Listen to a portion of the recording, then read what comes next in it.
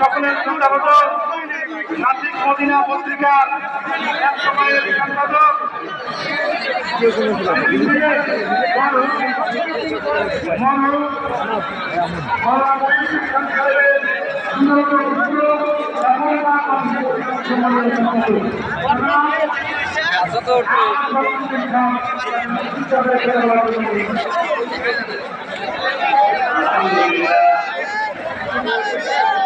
الحمد لله الذي أنزل علينا القرآن وجعلنا من أهله والصلاة والسلام على سيدنا وسيدنا محمد صلى الله عليه وسلم وعلى آله وصحبه وصحابته أجمعين ومن تبعهم بمعروف وإحسان إلى يوم الدين.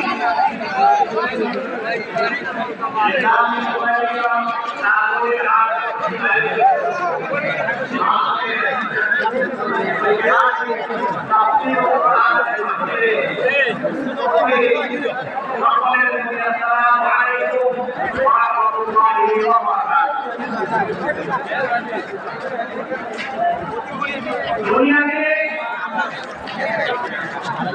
जब हमारे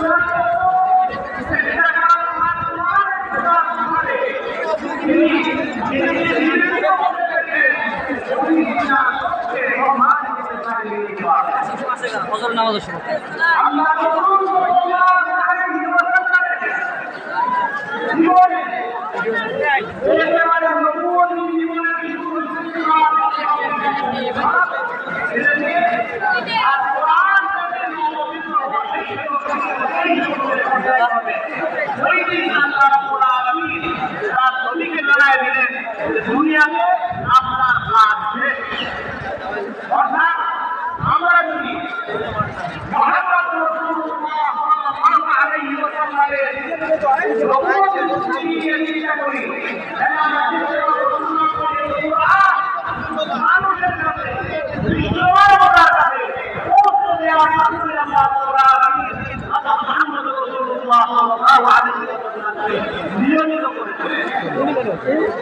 আমরা দুনিয়াতে যা কিছু দেখি, যা কিছু উপভোগ করি, যা কিছু উপলব্ধি করি, এর সব কিছুই আমরা আপনার বস্তু আর অস্তিত্বের কোনো অংশ নয়।